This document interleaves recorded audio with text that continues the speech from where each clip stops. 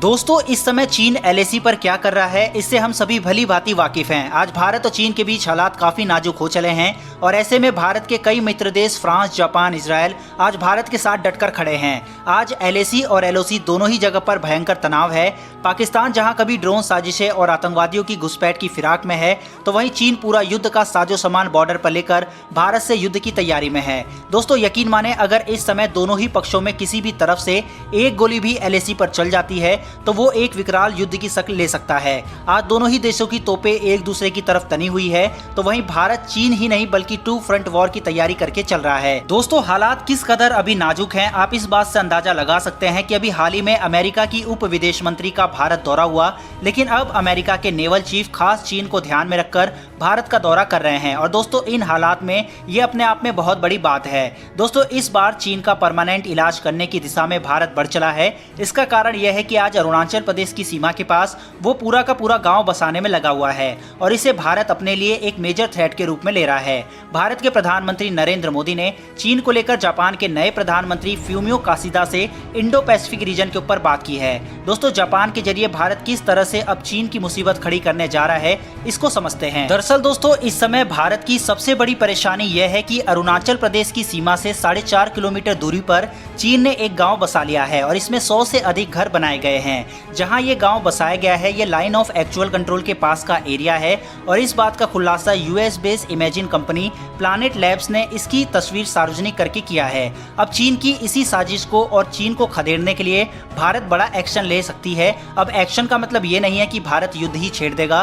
दरअसल भारत इसमें जापान की मदद लेगा और इस पर दोनों ही सरकार प्लानिंग भी कर रही है। इस समय भारत सरकार चीन को लेकर कई देशों से संपर्क में है और ऐसा पहले तब हुआ था जब भारत ने बालाकोट एयर स्ट्राइक को अंजाम दिया था। दरअसल भारत जब भी कोई बड़ा एक्शन लेता है तो भारत अपने मित्र देश को जरूर बताता है। वहीं दोस्तों भारत और चीन के बीच इस तनाव में इजराइल भी हर बार की तरह भारत का साथ देने के लिए कूद गया है और अपना रक्षा कवच से लेकर कई हथियारों की सप्लाई भारत को तेज कर दी है। इजराइल कौन से हथियारों को भेज रहा है, वहीं चीन को लेकर भारत अब भी कौन सी बड़ी गलती दोहरा रहा है जिसकी उम्मीद मोदी गवर्नमेंट से तो नहीं थी, ये सारी बातें हम इस वीडियो में जानेंगे। भारत फिलहाल चीन की हरकतों और अपनी तैयारियों को लेकर ऑस्ट्रेलिया, जापान और अमेरिका के साथ संपर्क में है। चीन के खिलाफ अतिक्रमण की कोशिशों के बाद भारत ने अमेरिकी राष्ट्रपति जो बाइडेन के साथ साथ अमेरिकी उप विदेश मंत्री से भी बातचीत की है।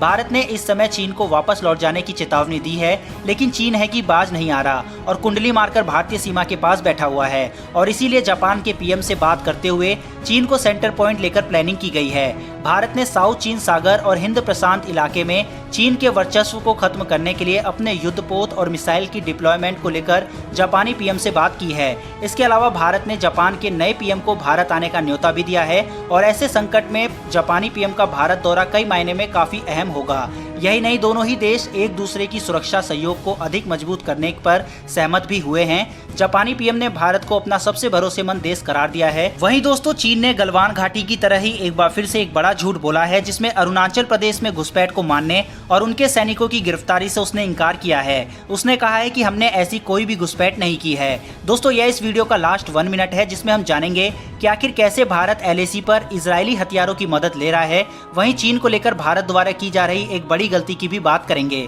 दोस्तों हर विकट परिस्थिति में भारत का साथ देने वाला इजरायल एक बार फिर से भारत से कंधा मिलाकर चल रहा है और भारत से अपनी अटूट दोस्ती को दुनिया के सामने प्रदर्शित कर रहा है। और दोस्तों इस समय चीन भारत से इसी बात से खौफ खाया हुआ है, क्योंकि भारतीय सेना एक तो खुद ही बहुत ताकतवर है, दूसरा भारत के मित्र देश उसका खुलकर समर्थन कर रहे हैं और ये सभी देश काफी ज्यादा ताकतवर है। युद्ध की इन परिस्थितियों में भारत को अगले महीने रूस से S-400 मिल रहा है। फ्रांस से सभी राफेल अगले 2 महीनों में हथियारों सहित लोड हुए भारत में आ जाएंगे। वहीं एक राफेल जनवरी में आएगा जिसको और भी ज्यादा अपग्रेड और इजराइल, भारत और फ्रांस की बिल्कुल नई तकनीक को उसमें इंडक्ट किया जाएगा। उसके बाद इन तकनीक को बाकी के राफेल में भी इंडक्ट करके राफेल को और भी ज्यादा खतरनाक बना दिया जाएगा। चीन भारत के सुखोई विमानों को तो रडार पर उसके सिग्नेचर से पहचान सकता है, लेकिन राफेल उसके लिए एक पहेली है और खासकर राफेल के डर की वजह से ही उसने अपने S-400 को एलएसी पर तैनात किया हुआ है। वहीं भारत पहले से ही इजरायली हेरॉन ड्रोन का इस्तेमाल करता है, लेकिन अब 4 और हेरॉन ड्रोन भारत को अपग्रेडेड वर्जन